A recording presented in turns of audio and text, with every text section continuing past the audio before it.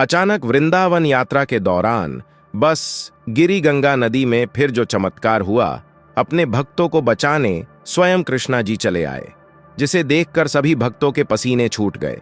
साल 2025 की एक शाम थी। दिल्ली के व्यस्त शहर से दूर शाहदरा इलाके में एक छोटा सा मोहल्ला था, जहां लोग रोजमर्रा की जिंदगी में उलझे रहते थे। लेकिन आज वहां का माहौल अलग था। एक पुरानी लेकिन मजबूत मिनी बस सड़क पर खड़ी थी और उसके आसपास करीब 25 से 30 लोग इकट्ठे थे। ये सभी श्री कृष्ण के भक्त थे, जो वृंदावन की पवित्र भूमि पर जाने के लिए तैयार थे। यात्रा का आयोजन किया था महेंद्र जी ने, जो एक रिटायर्ड स्कूल टीचर थे। महेंद्र जी बचपन से ही कृष्ण भक्ति में लीन थे। घर में हमेशा भजन कीर्तन चलते रहते थे और वे हर साल कम से कम एक बार वृंदावन जाते थे। भाइयों और बहनों, आज हम उस भूमि की ओर जा रहे हैं जहां खुद बांके बिहारी ने अपनी लीला रची है। डरो मत, ठाकुर जी हमारे साथ हैं, महेंद्र जी ने बस में चढ़ते हुए कहा। उनकी आवाज में एक अजीब सा उत्साह था, जैसे वे जानते हों कि ये यात्रा साधारण नहीं होगी। बस में उनके साथ उनकी पत्नी सरला देवी, उनका बेटा अमित, बहू प्रिया और कुछ पड़ोसी थे। अमित एक सॉफ्टवेयर इंजीनियर था, जो शहर की भागदौड़ में इतना उलझा था कि भक्ति के लिए समय ही नहीं मिलता था। लेकिन इस बार मां के कहने पर वह परिवार के साथ आया था। बस चालक था हरपाल सिंह, एक अनुभवी ड्राइवर जो यमुना एक्सप्रेसवे पर सैकड़ों बार चल चुका था। साहब, रात को एक्सप्रेसवे पर सावधानी बरतनी पड़ती है। फॉग हो सकता है, लेकिन चिंता मत कीजिए, मैं सेफ ड्राइविंग करता हूं, हरपाल ने महेंद्र जी से कहा। बस में कुल 28 यात्री थे, कुछ बुजुर्ग, कुछ युवा और 2-3 बच्चे। सभी ने अपने बैग में प्रसाद, फूल और भजन की किताबें रखी हुई थीं।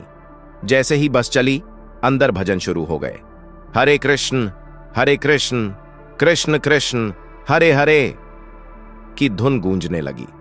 प्रिया ने अपनी सास से कहा, मां जी, इस बार मैं बांके बिहारी के दर्शन करके मन की सारी चिंताएं दूर करूंगी।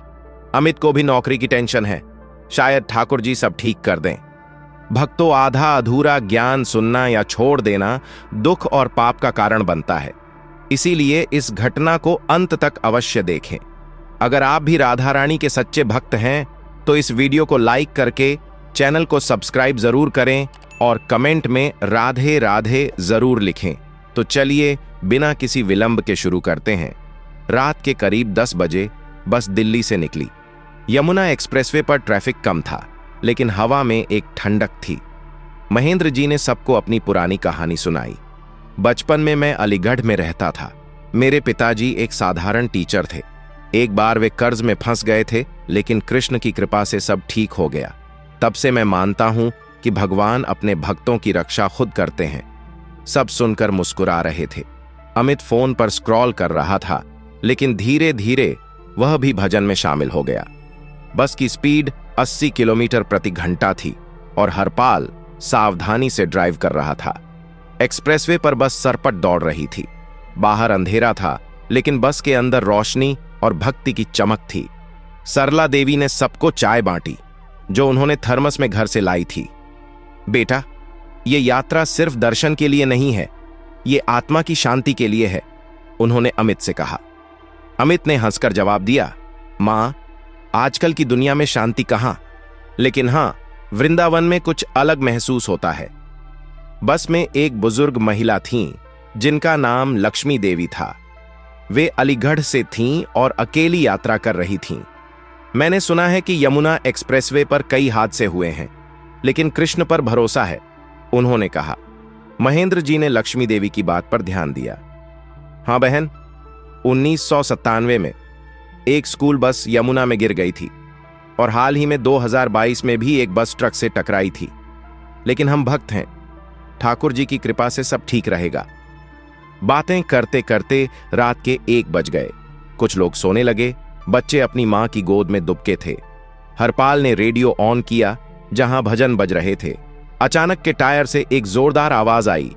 टायर पंक्चर हो गया लगता है, हरपाल ने कहा और बस साइड में रोक दी। बाहर उतरकर देखा तो टायर में एक बड़ी कील फंसी थी। यह कैसे हुआ? एक्सप्रेसवे पर तो ऐसी चीजें नहीं होती, अमित ने कहा। सब थोड़े चिंतित हो गए।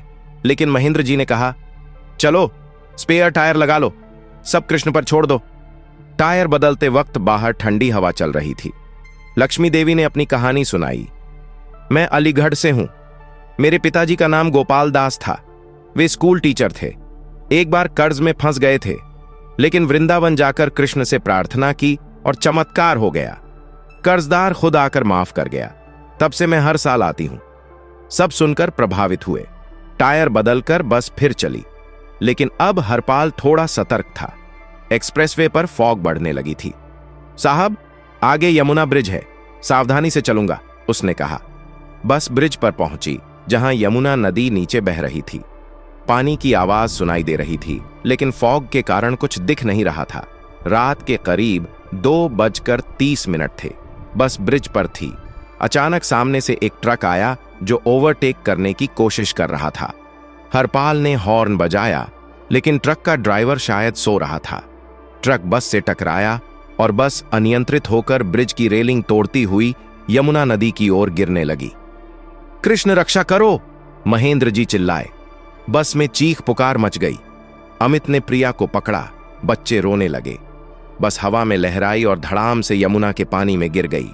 पानी की धारा तेज थी और बस डूबने लगी। अंदर पानी भरने लगा। लोग घबरा गए। बाहर निकलो, दरवाजा खोलो, हरपाल चिल्लाया, लेकिन दरवाजा जाम हो गया था। पानी कमर तक आ गया। सरला देवी रोते हुए बोली, ठाकुर जी, अब आप ही बचाओ। लक्ष्मी देवी ने सबको कहा, भजन गाओ, कृष्ण का नाम लो। सब मिलकर हरे कृष्ण जपने लगे।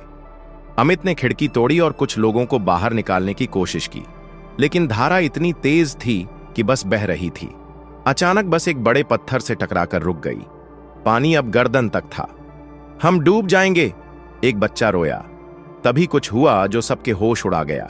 पानी में डूबते हुए महेंद्र जी को लगा जैसे कोई अदृश्य हाथ उन्हें ऊपर खींच रहा है। उन्होंने देखा, पानी के ऊपर एक नीली चमक थी। ये क्या है? उन्होंने कहा। सबने ऊपर देखा। फॉग के बीच एक आकृति उभरी। एक युवा लड़का, नीले रंग का, हाथ में बांसुरी। कृष्ण, सरला देवी चिल्लाई। वो आकृति मुस्कुराई और बोली, डरो मत, मैं हूं। आवाज इतनी मधुर थी कि सबका डर गायब हो गया। वो आकृति ने हाथ बढ़ाया और अचानक बस का दरवाजा खुद खुल गया। पानी की धारा रुक गई, जैसे समय थम गया हो। एक एक करके लोग बाहर निकले। अमित ने प्रिया और बच्चों को निकाला। हरपाल अंत में निकला, लेकिन लक्ष्मी देवी पानी में फंस गई थीं। मैं तैरना नहीं जानती, वे बोली। तभी वो नीली आकृति उनके पास आई और उन्हें हाथ से खींचकर किनारे पर पहुंचा दिया। तुम मेरी भक्त हो, मैं कैसे डूबने दूं? आकृति ने कहा। सब किनारे पर पहुंचे। बस अब पूरी डूब चुकी थी, लेकिन सभी सुरक्षित थे। फॉग छंटा और वो आकृति गायब हो गई। सिर्फ एक बांसुरी की धुन हवा में गूंज रही थी। सुबह हुई। लोकल पुलिस और रेस्क्यू टीम आई। ये कैसे बचे? बस तो पूरी डूबी है, एक ऑफिसर ने कहा। महेंद्र जी ने पूरी कहानी बताई। कृष्ण आए थे, उन्होंने कहा।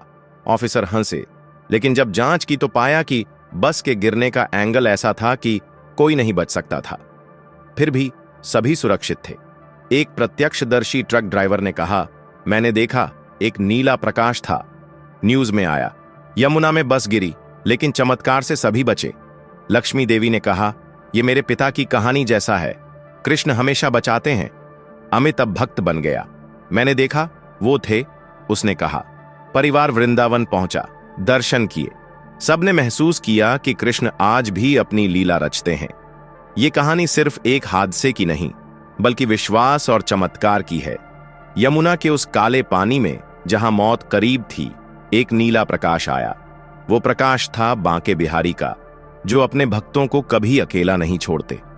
महेंद्र जी ने आखिरी बार मंदिर में माथा टेकते हुए कहा, ठाकुर जी, तुमने हमें सिर्फ बचाया नहीं, तुमने हमें जीना सिखाया।